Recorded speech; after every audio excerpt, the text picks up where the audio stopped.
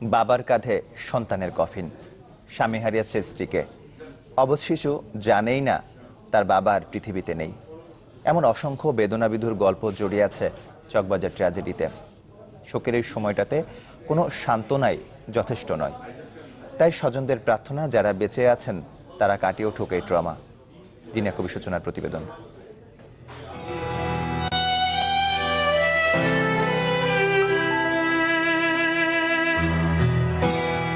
হোক না দেহটা নিথর কিংবা নীরব, তবুও প্রাণ বাজি করে এই যে উকিঝুঁকি, শুধুই এক নজর দেখবার। 21 বছর বয়সে 21-এর গানে সুর বেঁধেছিলেন শহীদ আলতাফ মাহমুদ।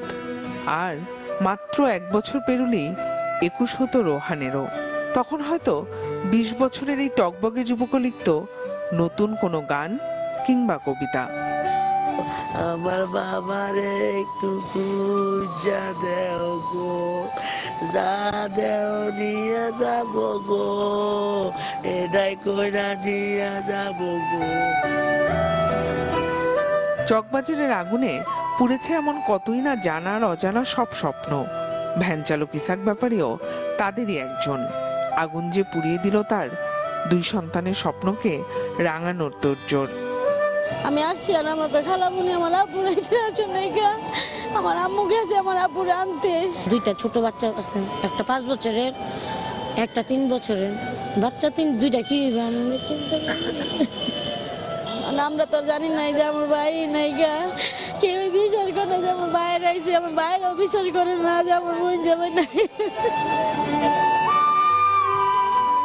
আর একমাত্র ছেলে নয়নকে হারিয়ে যেন নয়নের অশ্রুটাকেই রুখতে পারছেন না মা।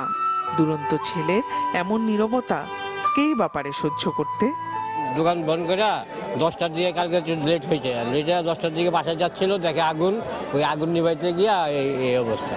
যাত্রীর মধ্যে নাম লেখা ছিল, ওইটা উল্টায় দেখছি না আমাদের ছেলে। যে মুখগুলো একদিন আগেও ছিল পারস্পরিক বন্ধনে, আজ সেই বন্ধনহীন মুখগুলোই হারিয়ে খুঁজছে নিজেকে। ভবিষ্যৎ যে বড্ড অন্ধকার। ওই সিলিন্ডার বাস্ট হওয়ার পর মনে করেন উনি রিক্সার থেকে পড়ে গেছে, পড়ে যায় মনে করেন 2 হাত 2 পা আর পিছনে ব্যাক সাইড, টোটাল 35%-এর মতো তার পুরো গেছে। এখন তো ওনার 2টা, একটা ছেলে একটা মেয়ে আছে, উনি তো এখন আর কাজটা ওইরকম করতে পারবে না। পাই না খুঁজা, আমরা এক জায়গায় থাকি, ওরা আর এক জায়গায় থাকি। কান্নার এই আর্তনাদ আর আহাজারি কাটিয়ে উঠুক শোক, আর শোক হয়ে উঠুক শক্তির আধার। জিনিয়া কবির সূচনা, চ্যানেল 24, ঢাকা।